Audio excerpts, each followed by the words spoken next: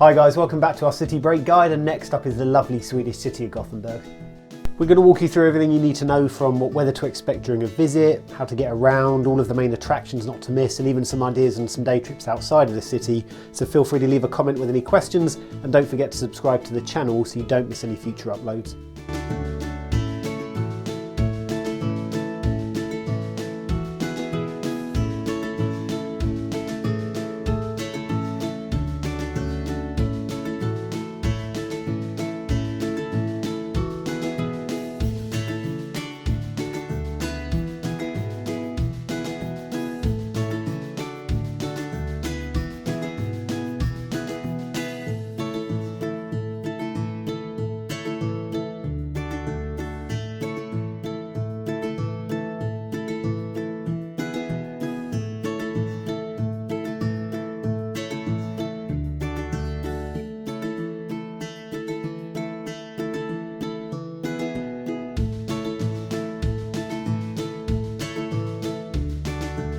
There's no metro that links from the airport to the city, so you have two options, a taxi or an airport bus. For the bus you can book online and prices are reduced by around 20 krona. Children between 8 and 17 are a little cheaper, and under 8s are free.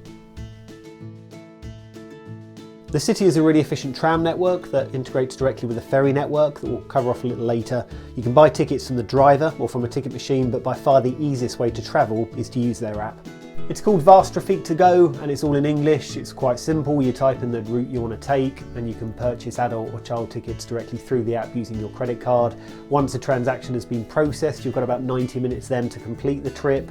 All routes within the city centre will cost about 30 krona. That's about £2. So it's a pretty cheap and efficient way of travelling around the city, and the ticket is invariably stored on your phone. Gothenburg's quite different to most other cities in so much as it's not very congested, and you always get the sense that the great outdoors is just around the corner. It has plenty of large open spaces to explore and a beautiful archipelago a short distance away. So here's a selection of all of our top attractions and what not to miss during a visit there. If you get some nice weather when you're in Gothenburg, head to the main city park. It's in the centre of town, it's beautifully maintained, it's got lots of lovely rose gardens, but it's also home to the Palm House, which was inspired by our own Crystal Palace here in London. It's essentially a greenhouse, 1,000 metres squared, and it stores a large collection of global flora. It's open every day and there's no entrance fee, and there's a couple of nice cafes and a restaurant if you fancied a bite to eat or something to drink too. Those travelling with children, be aware that they have the cleanest and nicest little children's park I think I've ever seen, and at the northeast corner by the water is a little children's play centre called Alfie Atkins House. He's a famous Swedish fictional book character. There's lots of things there to do for kids, and our little one really enjoyed herself. Expect to pay about 125 krona for an adult, which is about £10, and 85 krona for a child, which is about £7.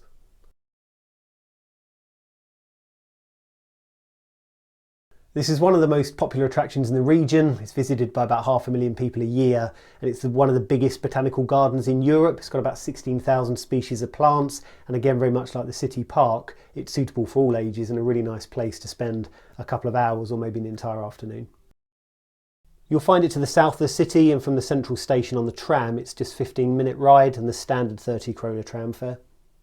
Once you get there, there's an optional 20 krona admission fee. If you wanted to visit the greenhouse, there's an additional 20 krona to pay, but essentially that's only a couple of pounds. As you'd expect, there are standard facilities available: shop, restaurant, cafe, toilets, and it's open most days from 9 AM until sunset. Every city has that bohemian retro part of town, full of independent shops where only baristas with a curly moustache can serve you coffee.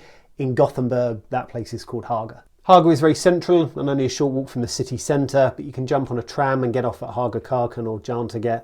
The main area is simply along one road called Hager Nagata, so it's a nice place for a stroll, do a bit of shopping and indulge in the many great cake and chocolate shops that line that pedestrianised road.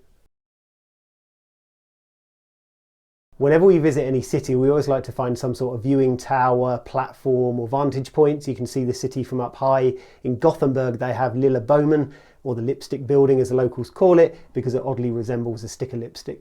It's not the easiest place to find, as although it has a tram stop named after it, it's still a bit of a walk, and the walk isn't that obvious, so it's quite easy to get lost, so you might have to ask for directions or just get a cab. It's worth a visit because although the views at the top aren't breathtaking, it's the best you're going to get in Gothenburg. It's a very cheap attraction, with tickets only costing 40 krona, which is about £3.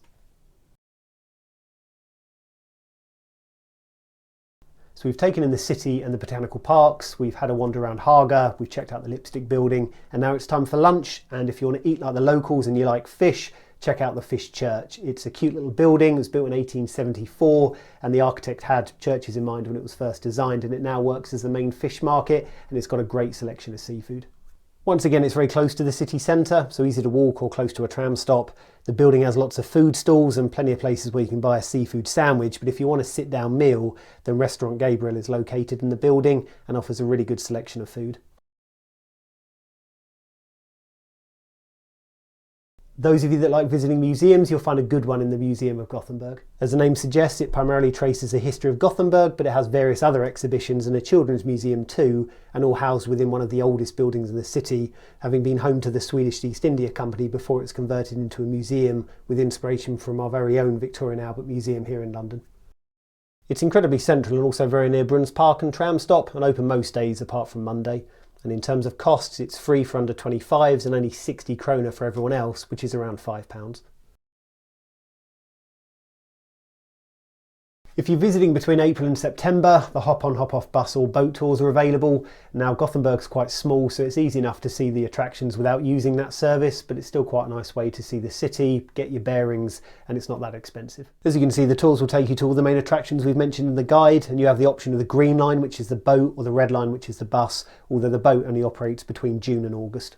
If you travel between June and August and want to take in both tours and expect to pay around 379 krona for an adult, which is about £30, or 190 krona for a child between 6 and 15, which is about £15, and under 5s are free. For those just wanting to do the bus tour, then the costs are 250 krona for an adult, which is about £20, 125 krona for a child, which is £10, and again under 5s are free.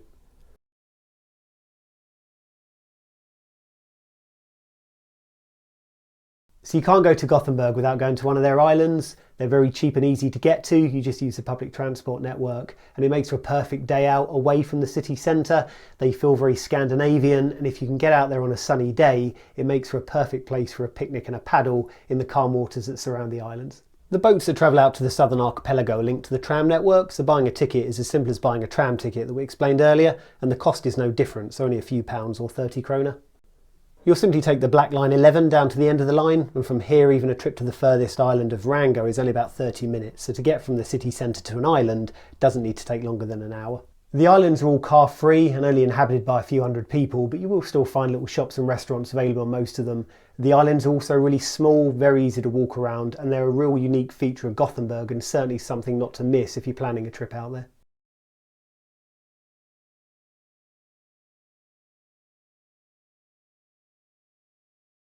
It's no surprise that fish features heavily in this seafaring city, but herring in particular is a staple in most dishes and generally served up in a variety of ways, from smoked, pickled or salted. Those brave enough, however, can try storming, which is a fermented herring and widely regarded by many to be the most pungent smell of any food. This delicacy is enjoyed generally between August and September and has been since the 16th century.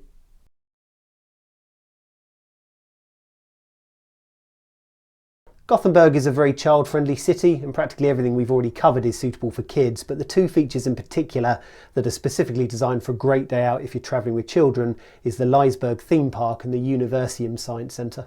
The Liseberg theme park is one of the biggest theme parks in Scandinavia and is visited by 3 million people a year. It has a huge variety of rides for all ages, including lots of rides specifically designed for children. It's generally open between April and December, but some months will be limited to weekends only, so check before you go.